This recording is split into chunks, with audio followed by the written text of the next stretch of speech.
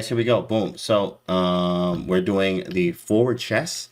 We're using forward chess here. I'll put a link in the description if you're watching from YouTube for today's video. Playing the Najdorf. This is also the Najdorf series we're starting, opening course, playing the Najdorf. So we're going to have a little bit of introduction. We're going to cover about 5% of this book. You guys will be able to get this book for the month of February for 50% off. 50% off. All right, with that being said, here we go, guys. We're going to start with this book. This book is by David Vigorito, International Master. We're going to look at the Najdorf Sicilian, right, from the black side. So E4, and then that starts with C5, right? So you see here in the book, we follow along. Pretty simple. E4, C5, D6, D4, takes, Knight F6, and Knight C3.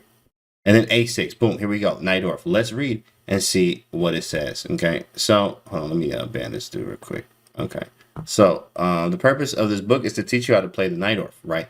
Of course, a lot of theory will be discussed, but there will always come a point where we're out of book, right? So think about that. What did he just say? There will always be a point where we're out of book. Ooh. He's talking to somebody.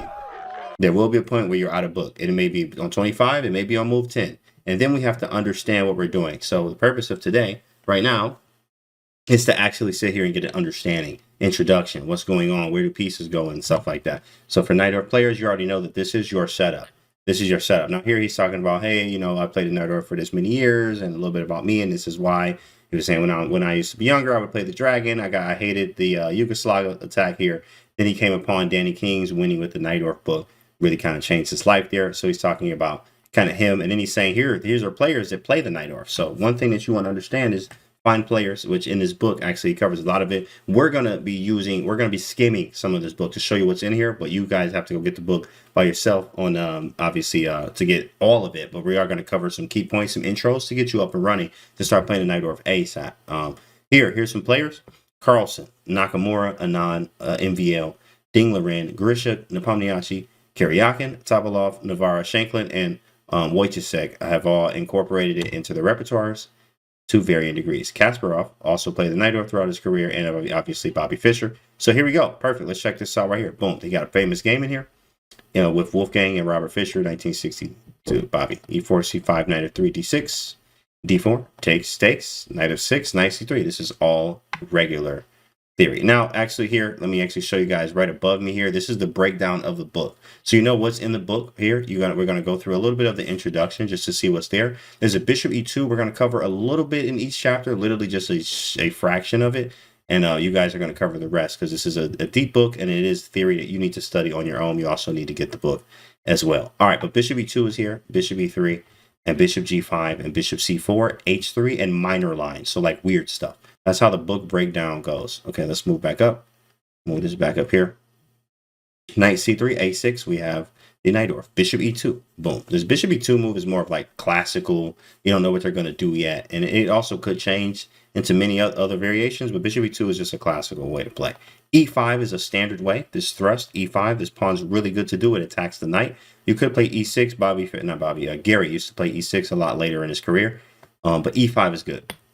This one is called forward chess freestyle right here. You can just use, actually you can use command Najdorf right there. The first link there is how do you download the application, which is forward chess. Okay, E5 hitting the knight. Knight goes back to B3. And then it says our first 3 chapters will cover the classical line. So bishop E6, Fischer makes a move which was popular in the 1960s.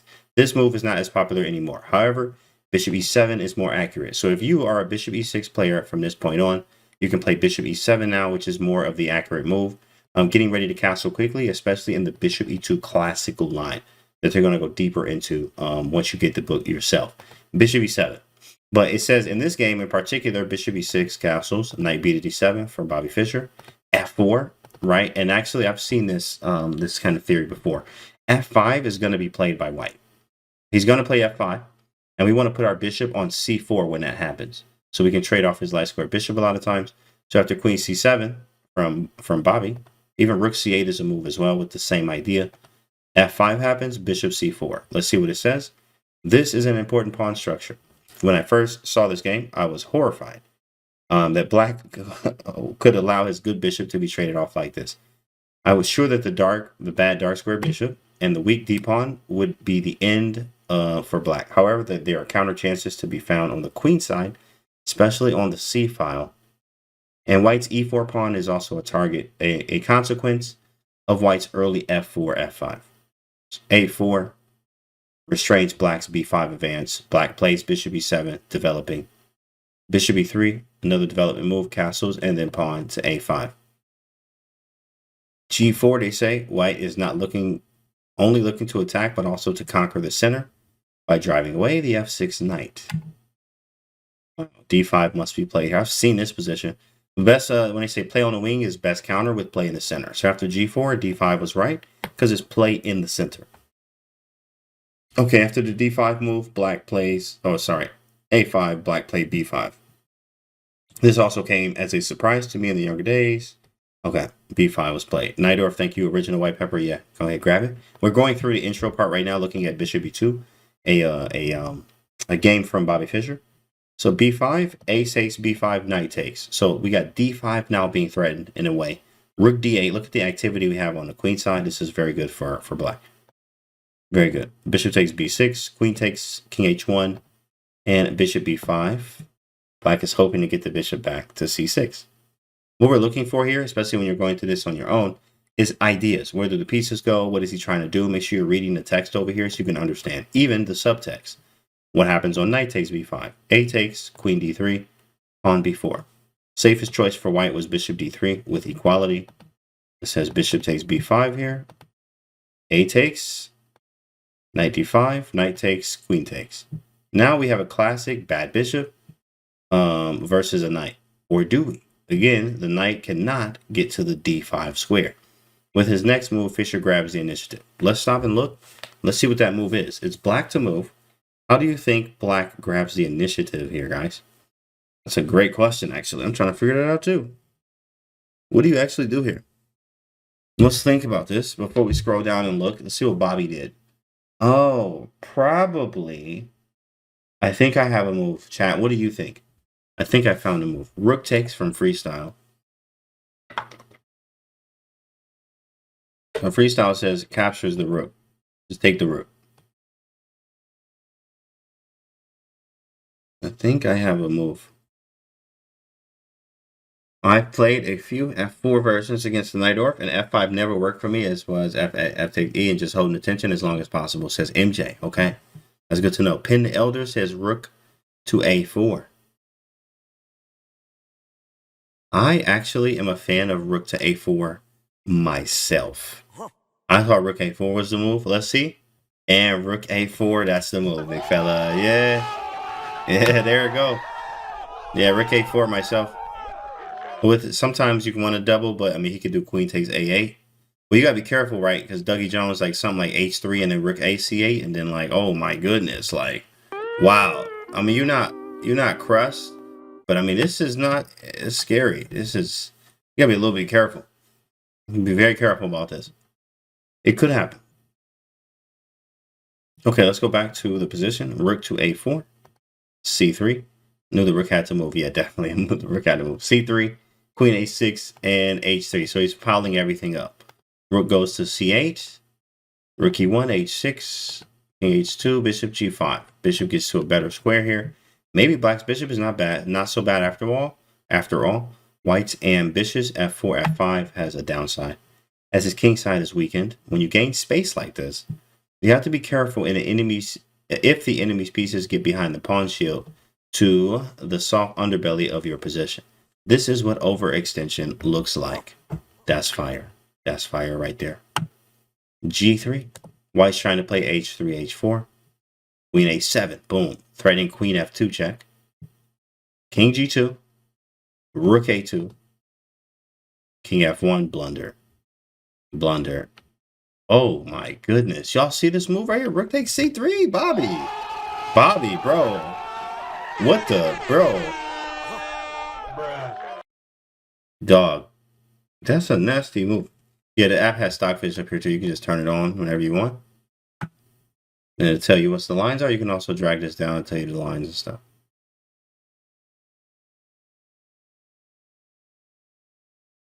Free fire. Thanks for the follow, RN. Dang, rook takes c3 is disgusting. Yeesh. What happens on Rook takes a2. Now I'm interested. Oh, you check here? Oh my goodness. Jeez, Bobby. Bro. Oh my goodness. That was gross. Rook takes c3 was just genius. Ridiculous. That's a nasty move. And that's what's possible in the Najdorf. That's the intro. Oh, bishop e2. Oh my goodness. That was crazy. Okay, so this is good to read. Overall approach and structure of the book. Let me see what he says. I recommend the specific lines in this book because I have studied, played, and taught them all for many years. The international master, David Figueredo, very strong. In general, we will play e5, 6, move e5. So move 6, playing e5, which is all the way back up here. Move 6, we're going to find that. He says we recommend move 6, e5, right here. So let's scroll back down. To get the true Najdorf structure, the main exceptions are bishop c4. So when they go 6, bishop c4. Bishop c4, which is the Sozin variation, and bishop g5, which we're going to cover a little bit of those each as well. What happens after pawn takes rook? There was mate on f2. Pin elder. Queen f2 was mate. Right here. We can actually look at that. Pawn takes queen f2 mate. That's the whole idea. Whole idea there. Okay, so the main exceptions is that, yes. Perfect. So you can read the rest of that yourselves, guys. Repertoire choices. The book is split into 5 subsections that we kind of saw already under the content section.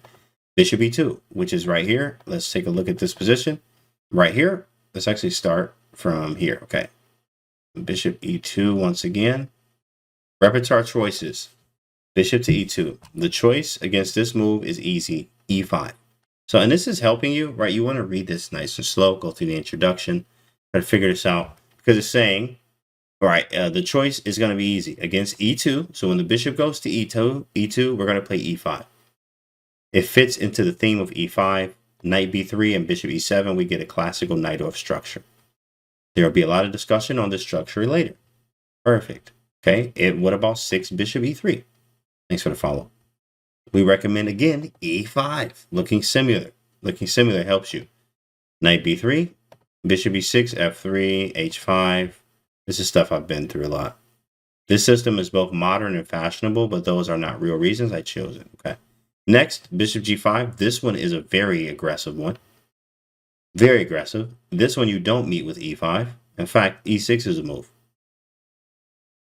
e6 is a move. And then he says the poison pawn variation of queen b6 may ultimately be the best, but we don't play that around here. He even says that, but it must be but it is not the most practical choice for most players. After Fabiano waited a year to prep on MVL, and MVL still played the poison pawn and got absolutely destroyed and get the man off the board, right? Like we do poison pawn, you don't play. Don't ever play that one. But and we not Bobby Fischer out here. Only Bobby could play that correctly. So e6, e6 is played, and this is a more flexible way of playing. Even Anish Giri recommends the e6 line as well. e6. That's one against the bishop g5. And this is good to know because, guys, when you're studying, you can't get through everything immediately. You know that. You know that. So you're going to be like, well, what do they do on bishop g5? Well, in the intro, you read that e6 was the move. And then you're good. I've studied the poison pawn. That's great. Hey, study as much as you want. MVL did too. He still got some very, very mean L's there. Very mean L's in the poison pawn variation. But hey, that's up to you. What are you supposed to do with the light square bishop in this position? You'll put it on, you'll play b5 and bishop b7. Great question. Bishop goes to b7, which he'll discuss. Okay, and here for white, bishop to c4. When this happens, this is the Sozin variation. Very, very aggressive. It's very scary. Let's see what it says. This is the Sozin, and my choice is the controversial, maybe controversial to some. e6, bishop b3. I'm proposing knight c6. Ooh, that's new. Ooh. That's not, I wouldn't say necessarily new, but like from what I know of the Sozin, I have never seen knight c6. So that's very, very intriguing. Very, very intriguing because I have seen in the Sozin, bishop c4, you go e6, bishop b3, and you play b5 or bishop e7 very quickly. Right? Very quickly. But if I play knight e4 and then fork, well, knight e4, you mean after bishop c4? Knight e4, usually that's probably going to be bad. Let's actually see what the kill shot is, because that's never played. So the move is knight takes and then d5. And actually here, I guess, oh, bishop f4 apparently. You see it's +2 right here, right? +2. Bishop f4. So if you take the knight, queen h5, g6, queen e5. This is like crazy. Like, I'm not trying to play this. I have nothing developed. He has 4 pieces out. You could definitely try this, but I highly recommend that you don't try this. You know, this is a very, very, they say the best move is queen d6. What? Queen d6 in this position? Bruh. Bro, what are you talking about? Oh my goodness. You know what? You know, try it all you want. Try it, right? You can try that at home if you like. If you like. You can literally do whatever you like by yourself at home there. Bishop e3, bishop g5. Let's go back to the Sozin variation here. What application is this? What human is playing that? Exactly. This is, you can use command Najdorf right here in the chat. First link is the application. Second one is the link to the book that we're using right now. You use, what is it? JC Najdorf at the checkout, and you get this book 50% off through February. Bishop c4 is a Sozin. It's dangerous. It may result in massive loss of points. Exactly. All right, so let's see what he says. With this nice c6 one, many will contend that this transposes to the classical Sicilian. Okay, but he's saying basically it's probably not. I'm about to read all of that. Okay, other lines here. Other lines instead of bishop e3, bishop g5, and other ones are like h3. All right, lucky me, 1,000 rated doesn't do much such developing. Yikes, yeah. You might be there for a while though, but that's okay. That's okay. You know, until when you're ready to get more rating, then you will. This discouraging for first. Black has enough on his plate dealing with bishop e3, bishop g5. Yeah. So this h3 line right here is very, very scary in the Najdorf. This one right here, and I'm just giving you specific and like, you know, help here. This is h3 is a scary one. h3 is you got to know what you're doing because g4 comes quickly. You can get mated. Tanker, we're using a forward chess right here, which is this. Using this one right here. Okay, so h3. h3 is a playable move. See what he says. e5. He said we're going to stick with e5. And if knight d to e2, then h5. I've seen this before. This one's interesting. Can we go through the h3, g4? I've seen that. Yeah, we're actually, this is the intro video. So this one's more of the intro. You guys can get used to it. And then we're going to cover small parts of each chapter, very small, 5% of the book. About 5% of this book we're going to cover. But yeah, this is just the intro part. h3, and then the chapters 14 and 15, knight d to f3. It is a move, Red Hot Mama, but it's not the best. Not the best. Would you recommend 6 g6 or fianchetto the bishop? 6. Would you recommend 6? Wait, in Najdorf, would you recommend 6 or g6 to fianchetto the bishop? Bro, what? What? What is he saying? 6 or g6 to fianchetto the bishop. Nice. In fact, here, the bishop, it depends. It depends on what line. But usually the bishop can be fianchettoed in the g3 lines. For instance, here. With this bishop does actually go to g7 a lot. It does. And this bishop usually fianchettos on b7 in many cases. All right, let's see what it says. Let's go back to the book we were at. These are my books.